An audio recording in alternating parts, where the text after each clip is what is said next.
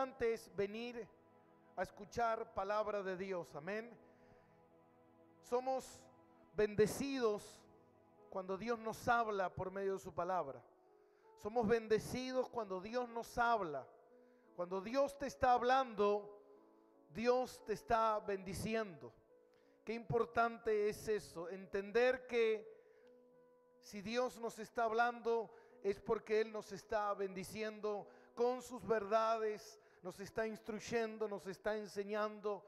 Y esto es importante porque a veces la gente menosprecia las enseñanzas. Y la Biblia dice que no menospreciemos la enseñanza porque es para nuestro crecimiento. Pero cuando nosotros menospreciamos las enseñanzas de Dios, hay una tendencia muy importante, y es que nuestros ojos están tan preocupados por lo temporario que nos olvidamos que lo más importante es lo eterno.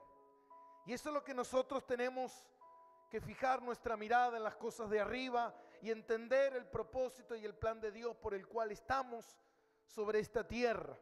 Eso es lo más importante de todo, entender. Y yo titulé esta enseñanza: familias que honran a Dios con la santidad. Hace unas semanas empezamos a hablar de la santidad en diferentes aspectos de nuestra vida, la santidad en diferentes áreas. Y a mí me tocó poder compartir de la santidad en la familia. Y tal vez esto me lleve esta charla y alguna otra charla más, porque no sé si llegaré a terminar todo lo que tenemos que exponer el día de hoy. Pero es tan importante poder hablar de la familia y poder hablar de honrar a Dios. ¿Cómo uno puede honrar a Dios con la familia? ¿De qué manera uno puede honrar a Dios con la familia? ¿Hay que honrar a Dios con la familia? ¿Qué es lo que dice la palabra de Dios con respecto a esto? ¿Qué es lo que Dios nos habla y qué es lo que Dios nos enseña? Primeramente, entender que, como dice la palabra, el que nos llamó es santo. Por eso que nosotros tenemos que procurar la santidad. Porque el que te llama es santo. Sé santo en toda vuestra manera de vivir. Eso es importante, eso está en Primera de Pedro 1:5, y este fue como el lema, el versículo que nosotros utilizamos a menudo para hablar de la santidad, y ahí me lo va a poner el hermano, Primera de Pedro 1:5, y yo se lo voy leyendo, y dice así: así como aquel que os llamó es santo, sed también vosotros santos en toda vuestra manera de vivir. ¿En cuántas maneras de vivir? En todas. En toda la manera de vivir tenemos que ser santos. La palabra dice: sé santo en toda vuestra manera de vivir. ¿Por qué Dios exige santidad? ¿Por qué Dios quiere la santidad? Porque Dios no puede cohabitar donde no hay santidad. Dios no puede obrar donde la santidad no mora. Dios, yo escuché decir que o Dios destruye lo que no está en santidad, o Dios se aleja de lo que no está en santidad. Muchas veces la gente dice: ¿por qué será que Dios no responde mis oraciones? ¿Por qué será que Dios no cambia esta situación? Y nosotros tenemos que entender algo: que Dios no puede cohabitar donde no hay santidad, porque Él es santo, y como tanto Él exige santidad. Recordemos que muchas veces hemos hablado de la santidad, y la santidad es apartado para Dios, es vivir para Dios, es entender que Dios nos llama para vivir para Él. Ahora, el mundo en el cual nosotros vivimos no está separado de Dios. Todo, dice la palabra, que todo lo que respira alabe al Señor. Todo lo que en donde hay vida tiene que glorificar a Dios. Todo lo que está en este mundo tiene que honrar a Dios. Nosotros desde el momento en que nacemos hasta el momento en que morimos, nosotros tenemos que vivir bajo el diseño y el plan de Dios. Que no lo hagamos es otra cosa.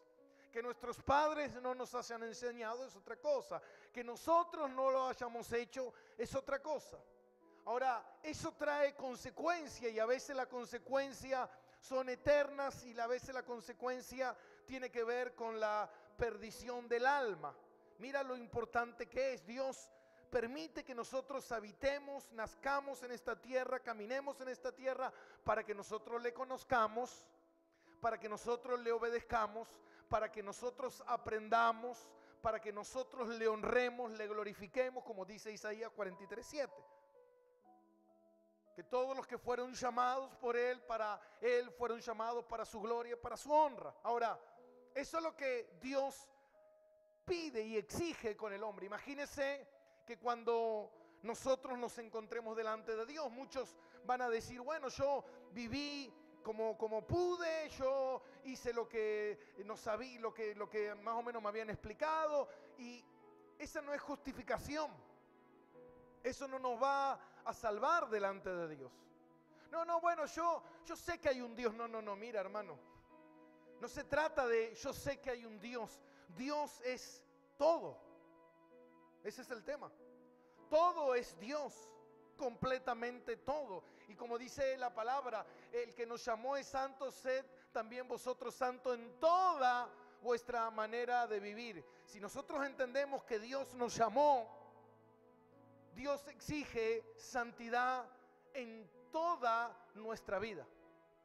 No solamente santidad cuando uno viene a la iglesia, y muchas veces cuando uno viene a la iglesia es fácil ser santo, porque uno se siente conmovido por las adoraciones, la alabanza, adora, llora, canta a Dios, escucha la palabra, pero Dios quiere que nosotros seamos santos en toda nuestra manera de vivir. Ser santo en nuestro trabajo, ser santo en nuestra casa, ser santo en nuestra familia, ser santo cuando compro, ser santo cuando vendo, ser santo en mi dinero, ser santo en todo lo que yo hago. ¿Por qué? Porque la santidad honra a Dios. La santidad honra a Dios. Donde no hay santidad no se honra a Dios, no se lo reconoce a Dios, y Dios aborrece el pecado. Dios aborrece que no se le honre. Porque Dios no, dice la palabra, que el que no honra a Cristo, dice el Señor, yo no le honraré delante de mi Padre. Entonces yo no puedo especular. ¿Por qué? Porque Él es el diseñador. La palabra de Dios nos dice en Génesis que Él creó todas las cosas. Entonces yo no puedo pensar en algún momento que yo puedo vivir separado de Dios. El que está separado de Dios está muerto espiritualmente y va a continuar muerto eternamente, porque así dice la palabra. Entonces yo tengo que entender que Dios es el Dios de todo, absolutamente de todo. Dios es el Dios de mi mente, de mi corazón. Amarás al Señor tu Dios con toda tu fuerza, con toda tu mente, con todo tu corazón. Ahora, Dios es Dios de todo. Y si Dios no es Dios de todo, entonces Dios no es Dios de nada. Entonces, si yo no estoy con Él, estoy en contra de Él. Si no soy con Él, soy en contra de Él. Y así funciona. Entonces, ¿cómo yo puedo entender que Dios quiere que yo sea santo? Ahora, entendamos que el llamado que Dios nos hace es un llamado a la santidad. A todo el que Él llama, dice la palabra, así como aquel que nos llamó es santo. El que nos llama es santo, no es un pecador. El que nos llama es santo, porque nosotros estábamos muertos en nuestros delitos y pecados. Estábamos viviendo en el mundo que le pertenece a Dios. Estábamos consumiendo todo lo de Dios, sea comida, aire, oxígeno, todo es de Dios, todo, tu calzado, todo es de Dios, todo. Y yo estaba viviendo y consumiendo todo sin Dios, Entonces Dios, por misericordia, porque yo humanamente no puedo salvarme, no hay nada que yo pueda hacer para salvarme, estoy completamente condenado, estoy completamente perdido. Entonces en ese plan de redención Dios tiene un plan, porque Dios sabía cuando Dios creó al hombre, Dios sabía que el hombre iba a fallar. Por eso Dios dice que Él planificó la salvación desde antes de la fundación del mundo. Ya Dios había destinado a su Hijo para que viniera en rescate. ¿Por qué? Porque dice la palabra que la única manera de ser salvo es por medio de Jesucristo. No hay otro camino. Solamente por Cristo yo puedo ser salvo. Y tengo que entender que ese plan que Dios diseñó es para todos nosotros. Entonces todo aquel, usted me está diciendo, pastor, que los 55 mil millones de musulmanes que no aceptan a Jesús se van a ir al infierno.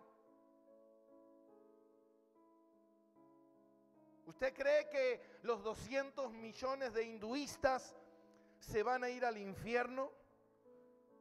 ¿Qué cree usted? ¿Que sí o que no? Los musulmanes se van a ir al infierno, los hinduistas se van a ir al infierno. ¿Qué cree usted? Claro que sí. Es tan simple. Porque Cristo es el único camino, el único que el Padre envió para salvar al hombre. Si el hombre no acepta a Jesús, está condenado. No puede aceptar ni al Buda, no puede aceptar a Mahoma, únicamente Jesucristo. Jesús dijo: yo soy el camino, la verdad y la vida. Bueno, pastor, pero ellos no conocen que... No, hermano, el único camino de salvación es Jesús. Por eso Jesús, cuando Él muere en la cruz, Él baja al Hades a predicarle a todos los que habían muerto en el Antiguo Testamento. Y los que esperaban al Mesías, al Salvador, que estaban confiando en el Salvador, el Señor tomó a todos y se los llevó al cielo. Pero no hay manera de entrar al cielo que no sea por Jesucristo, ni en el Antiguo Testamento ni en el Nuevo Testamento. No hay manera. No hay manera, porque todo es de Él. Todo es de Él. Todo le pertenece a Él. Usted puede vivir como se le da la reverenda gana, pero usted va a vivir mal, porque hay un plan y hay un diseño de parte de Dios establecido. Entonces Dios nos hace un llamado a la santidad. Y este llamado a la santidad es puramente imposible. Imposible. Es imposible. Es imposible que el hombre humanamente pueda caminar, anhelar, desear la santidad. Es imposible. Es un llamado que Dios nos hace, y sabe Dios que ese llamado tiene que ser por medio de su intervención. Por eso Jesús le dijo a sus discípulos: ¿y quién puede ser salvo? Y Jesús le dijo: nadie. Pero para Dios no hay nada imposible. Es Dios el que te salva. Entonces, si Dios no te llama, por eso dice la palabra: el que te llamó es santo, sed vosotros santos. Él no te puede exigir santidad cuando Dios no cambió tu naturaleza. Nosotros teníamos una naturaleza pecadora, pero ahora tenemos una naturaleza santa.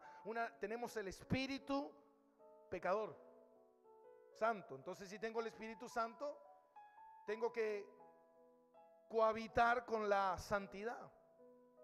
Entonces, el que me llama es santo, sed vosotros santos en toda vuestra manera de vivir. Y cuando empezamos a hablar de familias que honren a Dios con la santidad, es porque Dios está interviniendo en tu vida. Dios está interviniendo en tu familia. Dios está interviniendo en tu hogar.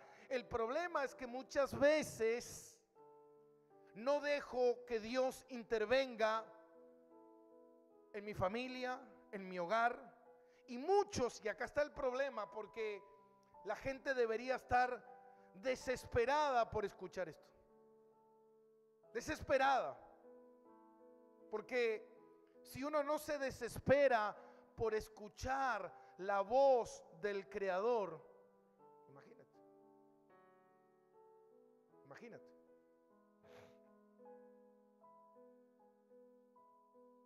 Si uno no se desespera por escuchar a Dios, que es mientras Dios te hable, Dios te está bendiciendo. Es una bendición que Dios te hable. Es una bendición que Dios nos ministre. Es una bendición que Dios te esté predicando, mi hermano. ¿Por qué? Porque Dios te está enseñando el camino. Dios te está mostrando la manera en que Él quiere que nosotros vivamos. ¿Por qué? Porque nosotros venimos de una naturaleza caída, venimos de un alejamiento de Dios, no conocemos por cuánto hemos sido separados por causa del pecado. Mire toda la introducción que estoy haciendo, ¿no? Por causa de estar separado de Dios, nosotros no conocemos el plan y el diseño, pero tenemos que entender que hay un diseñador, hay un creador. Hay alguien que planificó absolutamente todo. Y una de las cosas que Él planificó es la familia. Ahora la pregunta es, ¿para qué Dios creó la familia? Y la familia Dios la creó para procrear. Error. No es el punto más importante de la familia. Bueno, Dios creó la familia para que el hombre y la mujer no estén solos. Error. Tampoco es eso. Dios creó la familia con un propósito eterno. Todo lo que Dios creó, lo creó con un plan eterno. Todo. Dios lo creó con un plan eterno. Dios te creó a ti no con un propósito temporario. Dios te creó a ti con un propósito eterno. Dios creó al mundo con un propósito eterno. Ahora, Dios creó la familia con un propósito eterno. Usted cuando va al cielo es una gran familia. Tiene que ver con el matrimonio, tiene que ver con la esposa, tiene que ver con el esposo. El otro día estaba escuchando un estudio que estoy escuchando, unos estudios que estoy preparando y me dice mi esposa, me dice, ¿cuántos estudios venís escuchando? Y yo le digo, más o menos 500, para que usted se dé una idea. Así que son 500 horas aproximadamente. Y sabe que a veces uno se cierra a Dios y no se da cuenta que si Dios es el creador de todas las cosas, Dios es el que planificó todas las cosas, entonces hay un propósito detrás de todas esas cosas. Y detrás del propósito de la familia es que la familia tiene que reflejar el carácter de Cristo. Lo que tiene que hacer la familia es, el propósito número uno es que la familia tiene que honrar a Dios aquí en la tierra. El propósito que tiene el hombre es honrar a Dios aquí en la tierra. Nuestro propósito es que nosotros honremos a Dios. Que la gente pueda ver por qué Dios permite esto. Porque Él quiere mostrarle al hombre, Él quiere mostrarle al hombre que nosotros le honramos. El otro día estaba en el gimnasio y se armó un debate de preguntas y respuestas y yo estaba en el fondo y escuchaba como medio como una disputa de palabras y no sé qué, y vienen y me consultan a mí y me dicen, te podemos consultar a vos que vos sos pastor, vos nos vas a decir la verdad, porque vos no podés mentir, me dijo. ¿Y sabe lo que le dije yo? Vos tampoco. Es como que él no tiene a Dios y él sí puede mentir. No. Tú no puedes mentir, yo no puedo mentir, nadie puede mentir.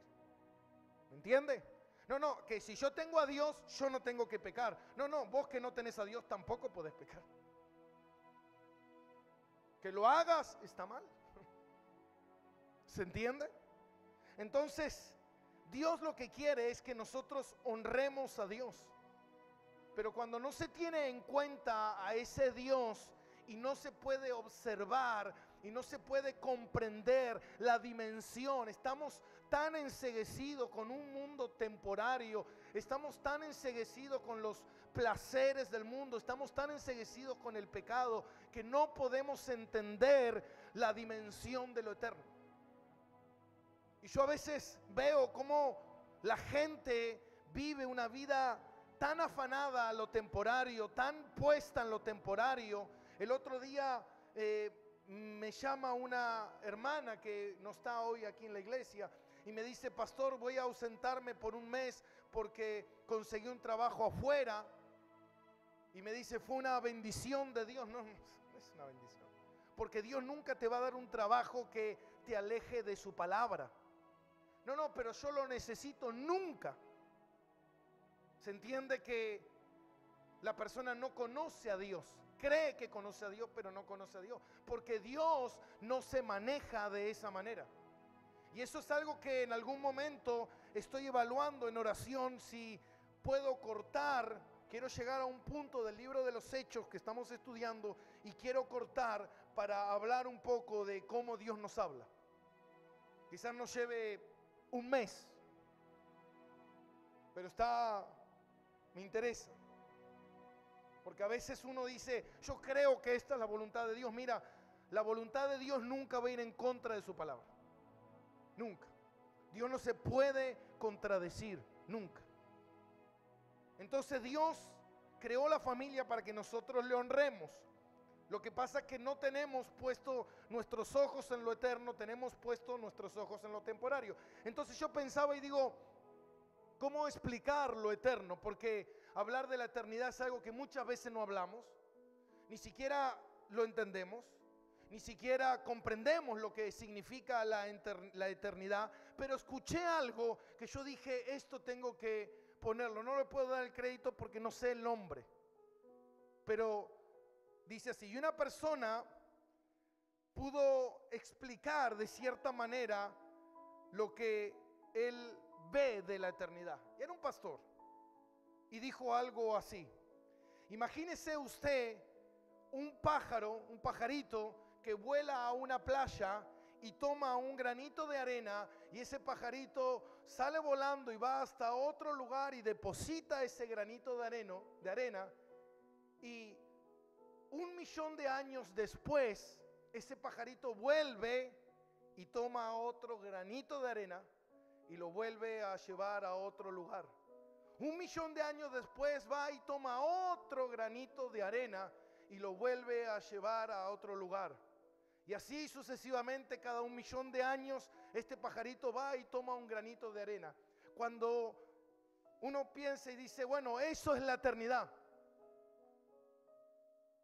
Cuando este pajarito de arena haya terminado de sacar todos los granitos de arena de la playa, en la eternidad solamente ha pasado un segundo.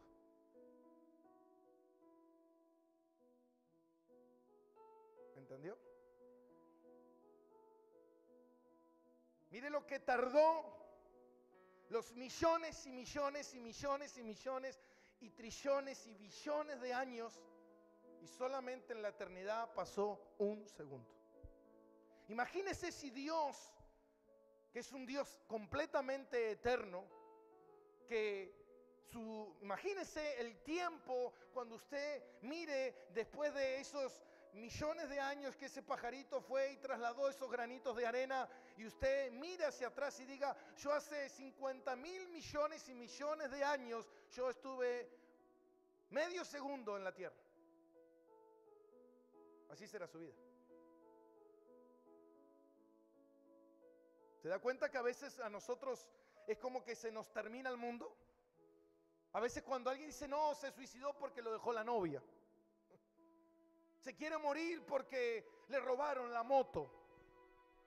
¿Se da cuenta que no tenemos ni siquiera la mínima idea de lo que significa la eternidad? La eternidad es inmensa, es inagotable,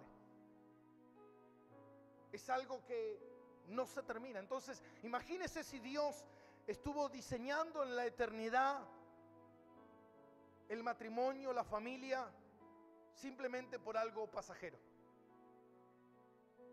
Simplemente por algo que usted va a estar un segundo. No, mi hermano.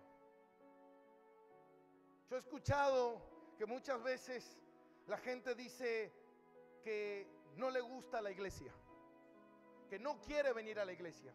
Amén. No quiero ir a la iglesia, no me gusta la iglesia, no me gustan los pastores, pero creo en Jesús y amo a Jesús. Ahora, es mentira, porque tú no puedes amar al novio si no amas a la novia. Tú no puedes amar al novio si no amas a la novia. Si amas a la novia, amas al novio. Si amas al novio, amas a la novia. ¿Por qué? Porque los dos son una sola carne.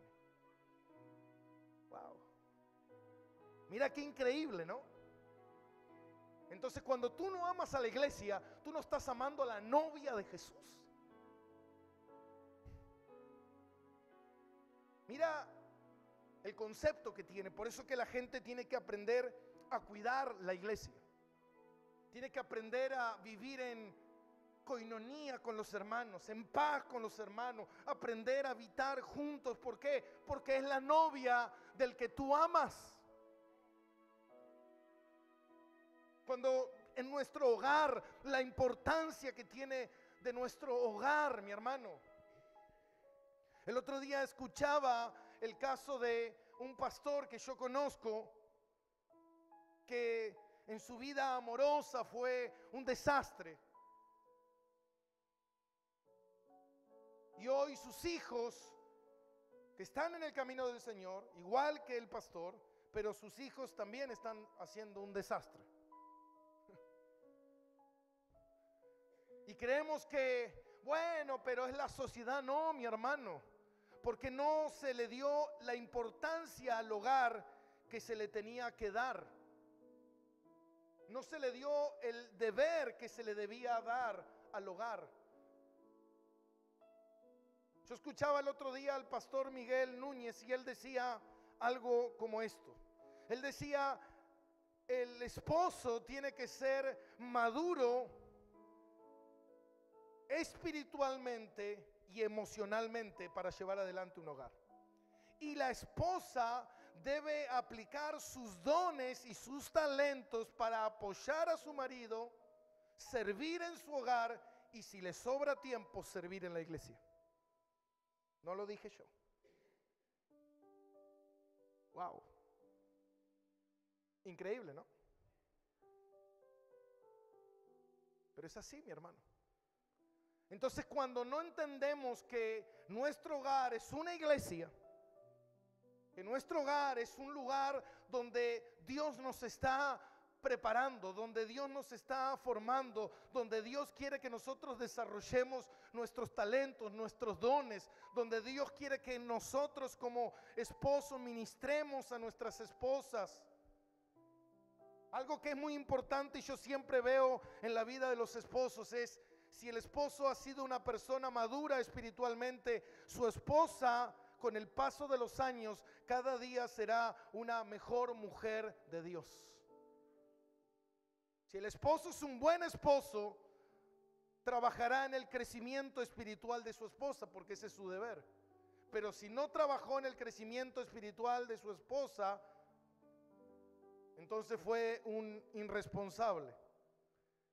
Y Dios nos pedirá cuenta de esas cosas. Hermano, ¿usted cree que no es importante la familia? Claro que sí. La familia es importante. Porque nos están viendo. Porque estamos dando un testimonio de lo que nosotros somos. Yo nunca puedo construir un hogar porque todo el hombre que habita en esta tierra quiere tener una familia, quiere tener un hogar. Ahora, espera, bien. ¿Bajo qué condiciones? ¿Bajo qué normas? ¿Bajo qué lo establece? Si sabe que lo que hoy establece un hogar es el egoísmo, el egocentrismo, el placer, los deseos. Esas cosas son las que constituyen un hogar. Si tengo esas cosas dentro de mi hogar, formo una familia. Por eso hoy en día cuando van y hablan de matrimonios igualitarios es una estupidez. Porque no puede ser, no puede existir el matrimonio igualitario. No puede existir porque la palabra matrimonios habla de dos matrices que procrean. Y en el matrimonio igualitario no hay procreación.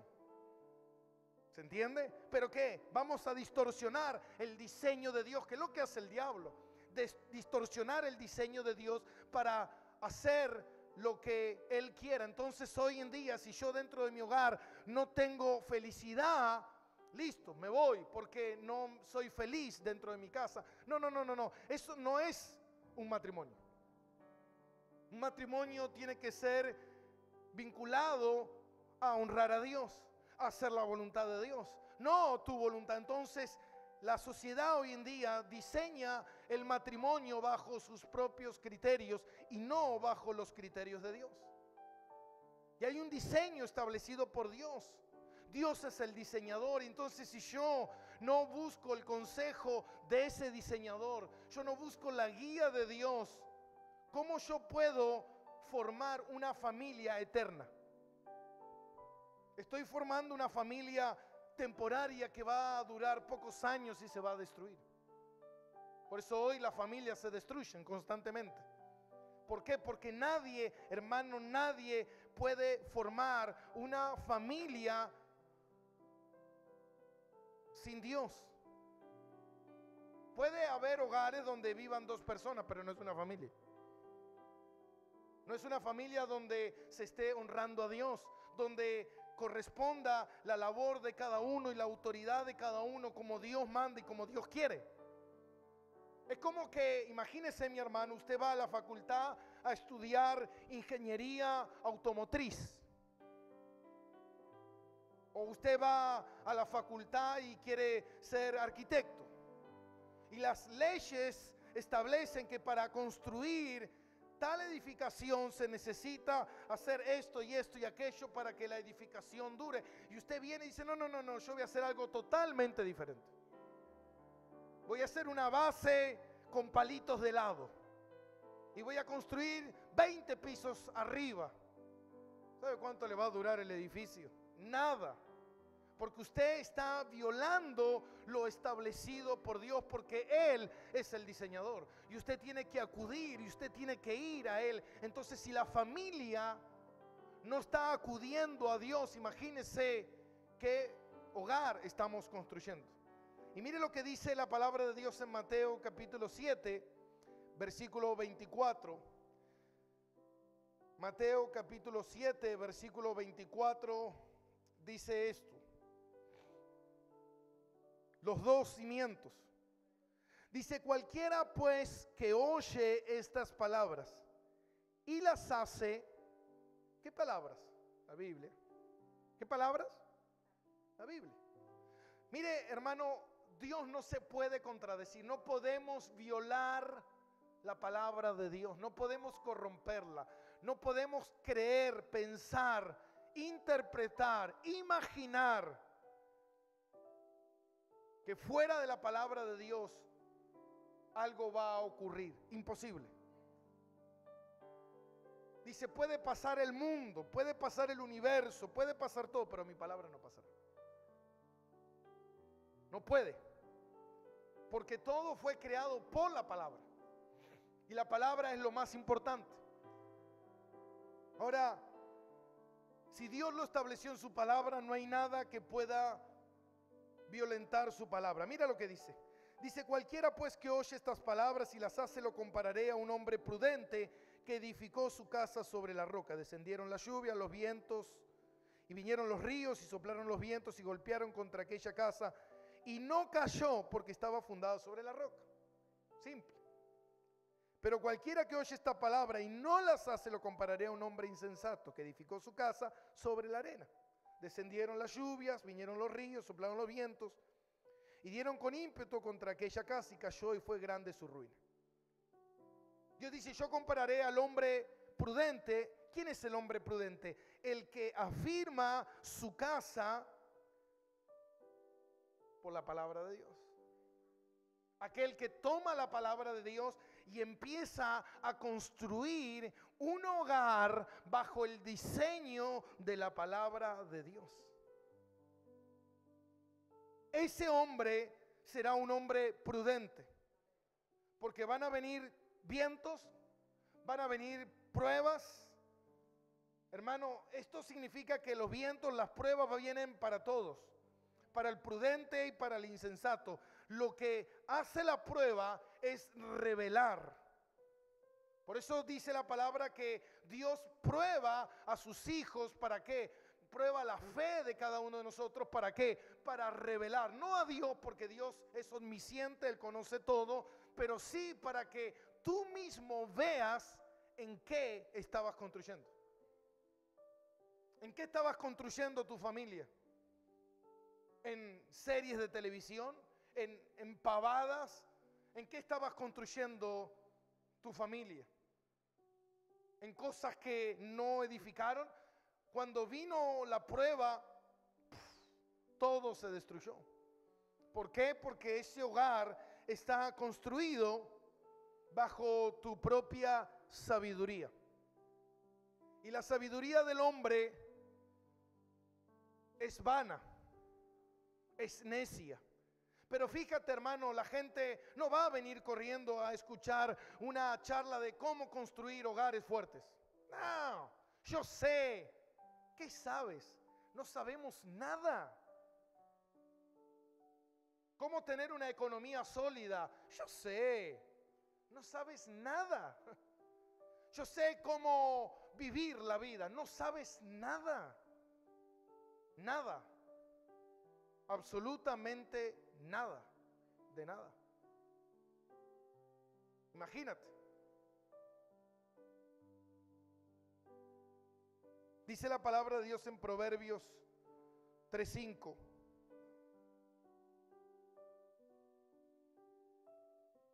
Proverbios 3:5 dice así. ¿Lo tienes? Fíate de Jehová de todo tu corazón y no te apoyes en tu propia prudencia, sabiduría, inteligencia. No te apoyes. No, ¿qué me va a enseñar a mí el pastor? No, yo no te puedo enseñar nada. Nada. El que nos enseña es el Señor. Yo no diseñé nada. Yo no creé ningún matrimonio. Yo no creé ninguna familia. Él es el creador de todas las cosas. Yo lo que te puedo guiar es en la sabiduría de la palabra de Dios. Pero no en mí. Por eso dice la palabra, dice, fíate de todo corazón y no te apoyes en tu propia prudencia. La gente dice, no, lo que pasa es que mi hogar está bien. ¿Bien? ¿Vinieron los vientos? ¿Vinieron los ríos? ¿Vinieron las tempestades? ¿Vinieron? No, bueno, el problema es que, ¿sabes qué? Te voy a dar una noticia. Van a venir. Van a venir. Ay, pastor, usted me está diciendo que me está maldiciendo. No, te voy a decir que van a venir, los problemas van a venir. Ahora, cuando vengan los problemas, ¿qué va a pasar? No, vamos a salir adelante. Vamos a triunfar. ¿Sabe qué, mi hermano? Cuando vengan los vientos vamos a ver de qué está hecha la casa. Porque por fuera puede parecer un gran hogar, pero los cimientos son los que van a revelar verdaderamente qué es lo que hay abajo. Si estamos anclados en Dios o no. Ahora, ¿cómo yo puedo anclar mi vida en Dios? Afirmándome, más allá de un domingo venir a la iglesia, teniendo una vida más profunda con Dios. El hombre necio cree que nada le va a pasar. El hombre necio cree que nunca le va a suceder nada. El hombre necio cree que nunca va a morir. El hombre necio cree que no existe la eternidad. El hombre necio cree que no existe el infierno. El hombre necio cree que puede hacer lo que quiera y puede alimentar su carne sin que nada le pase. ¿Usted sabe por qué hay tantos femicidios, homicidios dentro del hogar? Por separaciones, por destrucciones del hogar, al punto que llegan a la muerte. Y uno dice, bueno, lo que pasa es que yo no voy a llegar a ese punto. Cuando vengan los vientos, las pruebas, y tu casa no esté afirmada en Dios, puedes terminar peor que eso. Dice la palabra de Dios en 1 Corintios 3:19. 1 Corintios 3:19 dice esto: porque la sabiduría de este mundo es insensatez para con Dios. Porque escrito está, Él prende a los sabios en la astucia de ellos. Y otra vez, el Señor conoce los pensamientos de los sabios, que son ¿qué? ¿Cómo son? Vanos. ¿Sabe lo que significa vano? No vano. Vano significa vacío. Significa que no hay nada. Significa que ¿está acá conmigo? Usted me está diciendo, pastor, que toda familia que hoy está en la faz de la tierra, que no tiene los cimientos en Dios y que no tiene a Jesús como el fundamento, dice la palabra, son matrimonios vanos.